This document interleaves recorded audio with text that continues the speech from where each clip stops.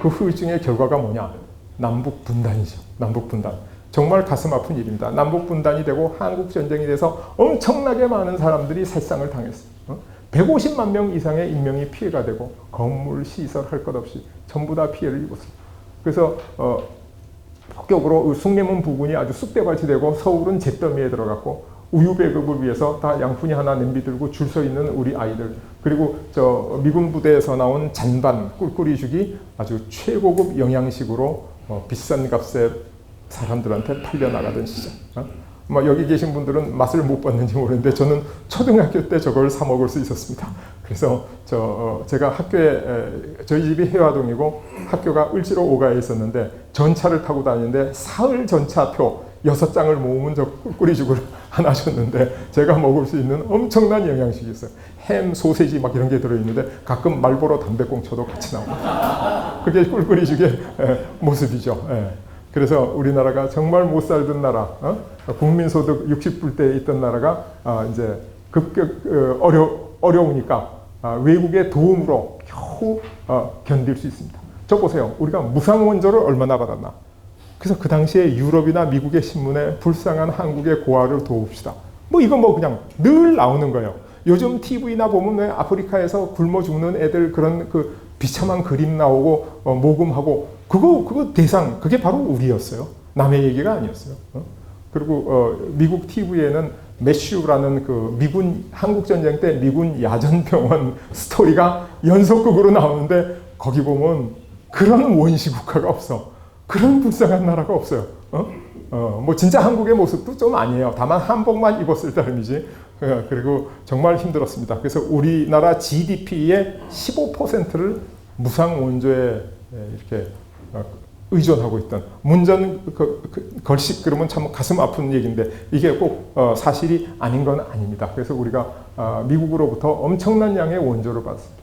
경제협조기금, 미 공법에 의한 거, 미 국제협력, 그 다음에 유엔을 통해서 한국 민간구호, 한국 재건단 이런 그 원조를 받았는데 총 20억 달러, 연평균 2억 5천만 달러 정도를 받은 걸로 돼 있죠. 근데 이게 얼마나 많은 돈이냐. 그 당시에 우리나라 정부의 예산이 약 11억 달러였으니까 그 2억 5천만 달리면 우리 국가 예산의 4분의 1에 가까운 돈을 미국에서 이렇게 공짜로 원조를 받아서 살던 나라입니다.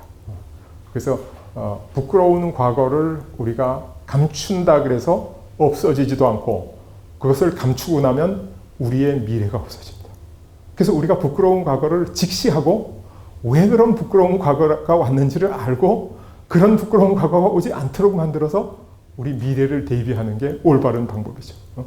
그래서 서양의 물질 문명이 밀려오고 우리가 가봤던 병인 양호의 현장 정족산성에서 노획한 프랑스군의 총을 보니까 우리 총은 100보를 나가는데 프랑스 총은 500보를 나간다는 거예요. 근데 우리가 그냥 눈을 감고 척화비를 세우는 거예요. 일본 사람들은 아니 도쿄만에서 페리제독이 대포를 쏠 때 일본 대포보다 서양의 양해의 대포가 3배 멀리 갑니다. 산업혁명을 해서 우리도 좋은 대포를 만들자. 그 작은 판단의 차이에서 우리는 완전히 실패로 가고 일본은 성공으로 갔었다. 그걸 위해서 그런 거죠. 이게 1963년도에 경향신문에 우리는 얼마나 가난한가. 일제가 물러간 지 18년이 지나간 다음에도 우리나라의 공업 비중은 2.7%.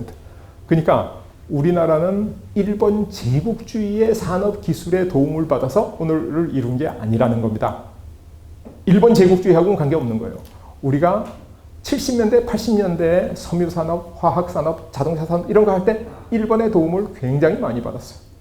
일본을 보고 배우고 일본의 도움도 받고 그러나 과거에 일본 제국주의의 도움받은 건 아니에요.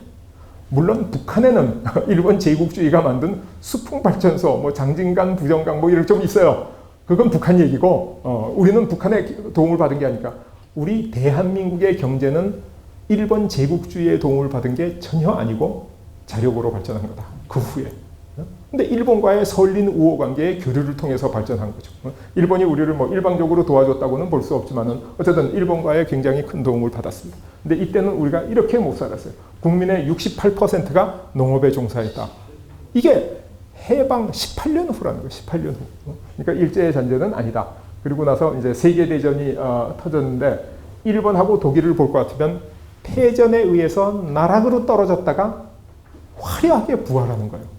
그래서 전에 말씀드린 적이 있는지 모르지만 불사조라고 하는 새는 에집트의 그 신화에 나오는 새인데 500년을 살아요.